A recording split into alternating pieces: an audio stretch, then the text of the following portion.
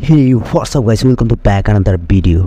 আজকের ঘটনা কি? আজকে তুফান মুভির ফার্স্ট গান লাগে উড়াদুরা গান রিভিউ করব। চলুন শুরু করা যাক। কোক স্টুডিও বাংলার একটি গানের জন্য রাজ্জাক দেওয়ানের পরিবারের সঙ্গে বসেছিলেন প্রীতম হাসানরা। তারা বেশ কটি গান শুনিয়েছিলেন প্রীতমকে। তার মধ্যে মালোমা গানটি কোক স্টুডিও বাংলার জন্য নতুন করে রেকর্ডিং করা হয়। সেই সময়ে আড্ডায় রাজ্জাক দেওয়ানের আরও অনেক গান নিয়ে কথা হয়। তার মধ্যে একটি গান ছিল তুমি কোন শহরের মাইয়াগো লাগে উড়াদুরা। গানটির কয়েক লাইন রাজ্জাক দেওয়ান লিখেছিলেন। গানটির 7টি শব্দ প্রীতমের মনে গেঁথে যায়।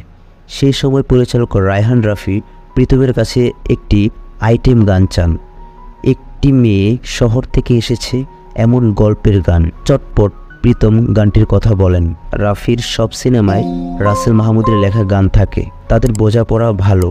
এবার তাকে নতুন গান লিখতে বলেন। সব কিছু বুঝিয়ে দেওয়ার পর প্রীতম তাকে ফোন করেন। সেদিনই জানিয়ে দেন গানের কোরাস হবে তুমি কোন শহরের মাইয়াগো লাগে উড়াদুরা। লাইনটি বলে প্রীতম তাকে বলে দেন পরে ও আগের অংশগুলো নিজের মতো করে সাজাতে। এভাবেই তৈরি হয় গানটি। বেশ সময় নিয়ে গানটির কথা সাজাতে হয় এই গীতিকারদের করবে। তবে গানটি যে এতটা আলোচনা তৈরি করবে রাসেল মাহমুদ নিজেও বুঝতে পারেননি। গানে মাতোয়ারা দেশ বিদেশ পর থেকে দেশ বিদেশে ছড়িয়ে যায় তুফান সিনেমার গানটি নিয়ে। এখানে তাক লাগানোর মতো ছিল গানটি নিয়ে ইউটিউবারদের উচ্ছ্বাস। যারা মূলত হিন্দি বা দক্ষিণী সিনেমা সিরিজের রিভিউ করেন এমন অনেক ইউটিউবারের প্রশংসা পায় গানটি। তাদের বেশিরভাগই আগে শাকিব খানকে নিয়ে কোনো ভিডিও করেননি। তাদের কাছে আগে বাংলা সিনেমা মানেই ছিল কলকাতার জিৎ দেব, অঙ্কুশদের নাম। তারাই এবার চমকে উঠেছেন গানটিতে শাকিব খানকে দেখে। জাদুয়াস চ্যানেল গানটি নিয়ে বলে গানটি পুরো মাথা ঘুরিয়ে দিয়েছে। বাণিজ্যিক সিনেমার গান হিসেবে এটা অসাধারণ। প্রীতম আর দেবশ্রী অসাধারণ গেয়েছেন। গানটির সঙ্গীতায়োজন বলিউডের সিনেমার মতোই মনে হয়েছে। মতিবা সুলেমান গানটি নিয়ে সঙ্গে সঙ্গে প্রতিক্রিয়া জানান। তারা বলেন মেগাস্টার শাকিব খানের মুভি তুফানের গানের সঙ্গীত দারুণ, অসাধারণ। শাকিবের নাচ, গানের কথা, সুর সবাইকে মাতিয়ে দিয়েছে। প্রীতম আর দেবশ্রীর তুলনা হয় না।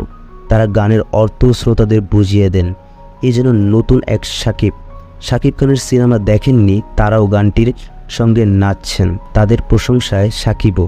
এই নায়ককে 25 বছরের ক্যারিয়ারের নিজেকে এবার ভিন্নভাবে পর্দায় আনলেন।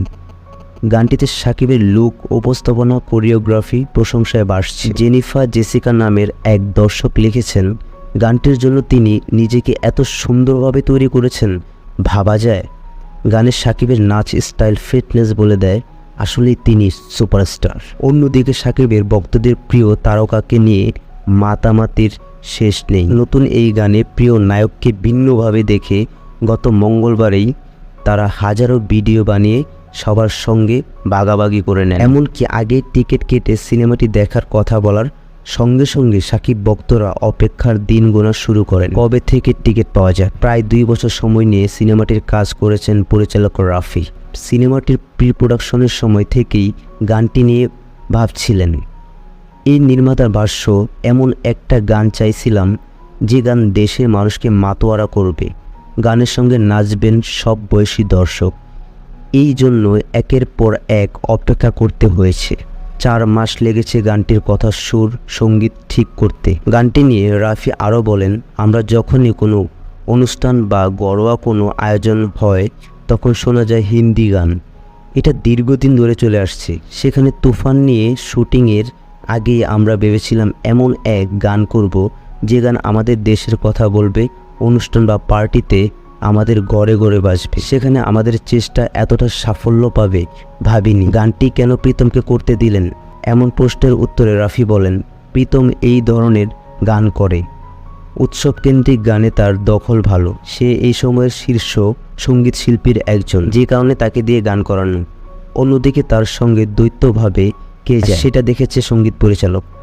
লাগে উড়াদুরা গানটির কোরাস অংশের সুর রাজ্জাক দেওয়ানের ঘুম ভাঙাইয়া গেল রে মরার কোকিলে অংশ থেকে নেওয়া। ওই অংশটুকুর লেখা শরীফুদ্দিনের, আর গানের বাকি অংশ লিখেছেন রাসেল মাহমুদ, সুর ও সঙ্গীত প্রীতম হাসানের।